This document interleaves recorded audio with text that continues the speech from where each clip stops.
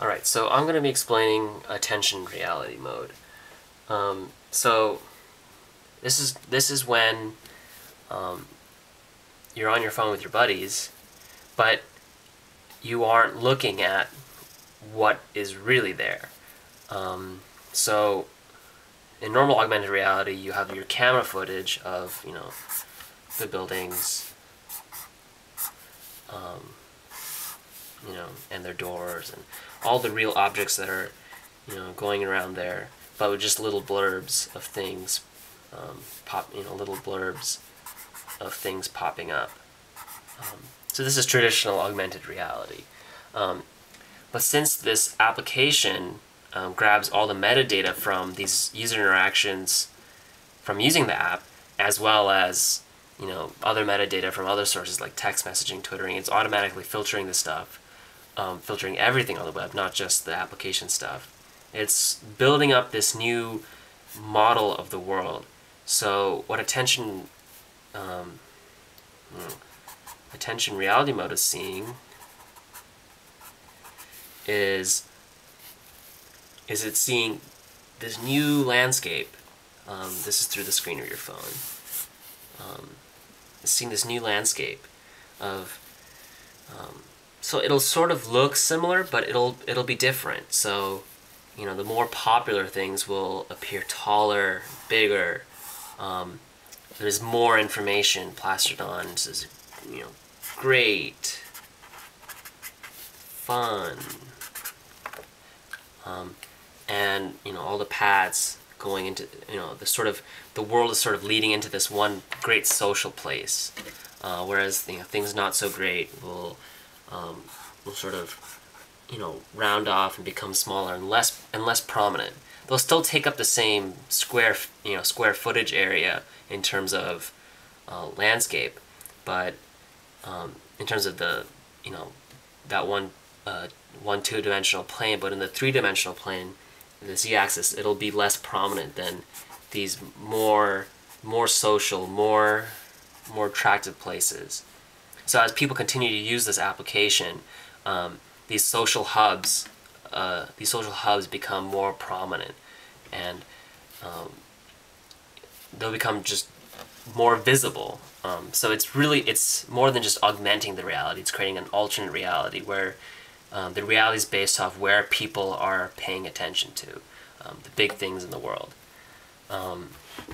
So if we were to sort of look at the world in we're outside the screen, the actual three-dimensional model world that people are seeing here, this is all 3D. This is not the real world.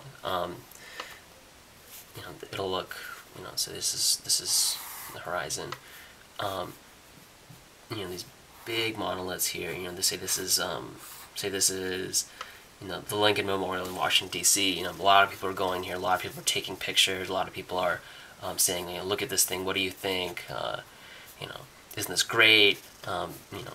Yelp says there's not good food here, but these huge social hubs will become more and more present in the world, and there's another big social hub here that's up and coming, and so landscapers, or not landscapers, but architects and city planners can go out and just look at this world in without any interaction. They can just look at this world and see, like, wow, there's a huge social hub here. Again, I can see a lot of people here, but now I can see why, because the reasons why a lot of people are coming here, is their interactions while they're there. So when groups of friends were here, they said fun, or they said intriguing, or just all the list of adjectives that they have used to describe, or this many people, after talking with their friends, they gravitated here. But what you can also do in attention reality mode is with your friends.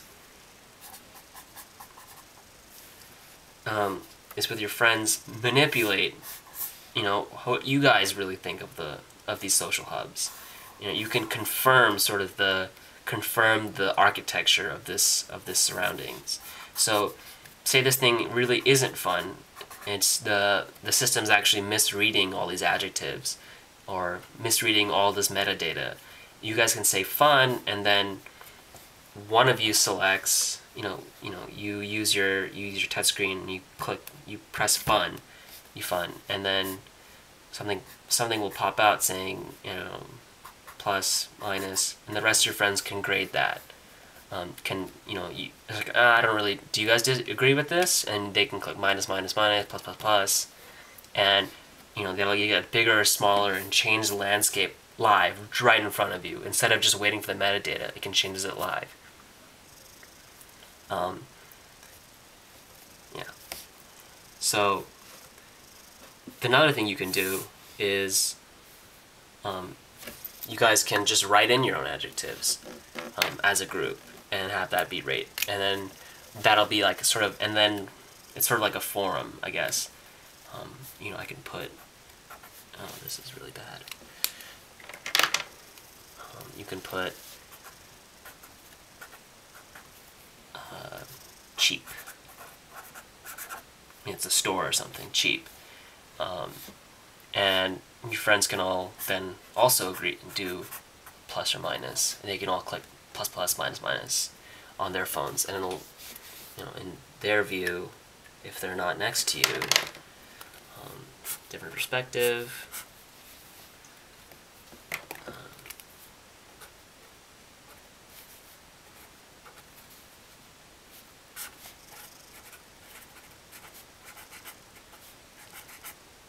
They'll see that, and then they'll plus, plus, plus, minus, minus, and then if enough people say plus, then it'll move over and fill in the space, and then you guys have just affected the world.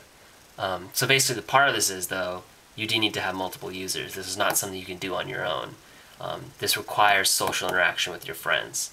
And even then, even if you guys are plastering this on, people can then come back, seconds later and be like, hey, we don't agree with this. They can click on it, then vote minus, minus, minus, minus, and you can have these little social battles of two groups of friends just trying to basically graffiti up a building in the digital world, and constantly updating and voting what they're saying. So this is sort of the fun mode. You're not really trying to get anything done. It's just sitting around waiting for the bus to come. So this is sort of just if I'm bored kind of stuff. So, but it allows people to actually manipulate the world that they're creating with their metadata. So they actually have a hand. It's not just some advertising company or some company farming data. It's people actually interacting with their environment that they have themselves created.